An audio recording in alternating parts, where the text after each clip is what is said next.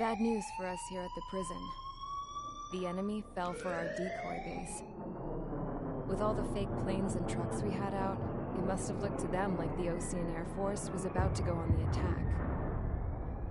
Day after day after day after day, they bombed us. Osea didn't give a damn. We weren't soldiers to them, so go ahead. Bomb us. In their eyes, we were expendable. Worth less than the fake planes in the bunkers. No biggie. While I made fake planes, they had me put together some working ones.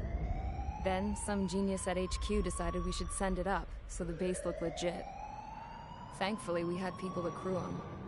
It didn't matter what we were locked up here for anymore. Top brass needed pilots, and criminals were all they had.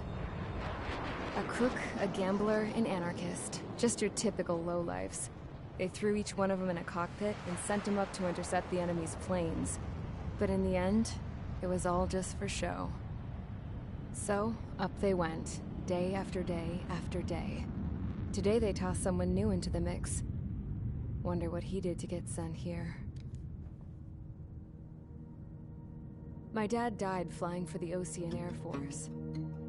When your allies are surrounded, one of the most dangerous missions is giving them cover to retreat. Whoever signed up for that was a real hero.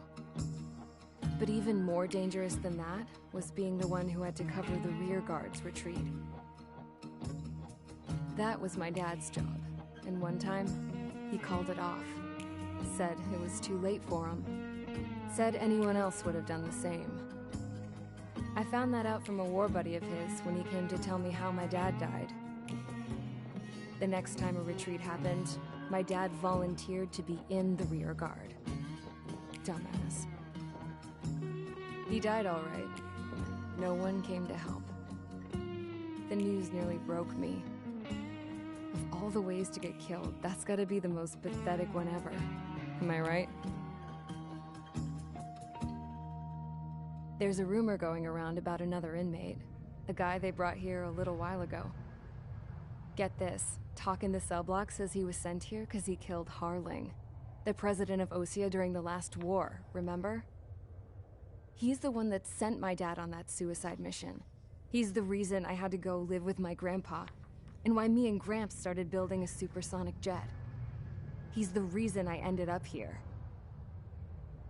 Maybe I should give that guy a thank you note for killing him. Nah. God, I hate the smell of this place. It's all fake and lies and bullshit. It reeks.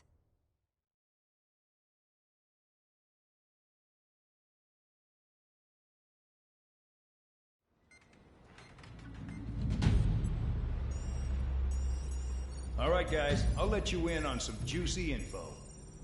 The new guy was found guilty by the International Union Peacekeeping Forces court-martial. He is the murderer of Harling in the flesh. His tack name's Trigger. Now, as of today, he may be attached to the Osean Air Force Base 444th Squadron. But that is just some symbolic bullshit.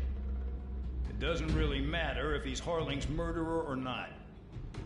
Every last one of you has been incarcerated for one reason or another. You cons have an obligation to atone for your crimes. A few of you in the penal unit know how to fly, and HQ needs to plug the deficit in our Air Force. So they proposed sending you guys on a reconnaissance mission to the Waiapolo Mountains. But that idea was flat out rejected. Nope, you'll be atoning for your crimes right here at this base. This base is a decoy designed to draw enemy fire. And as members of this base, you'll be taking hits from the enemy.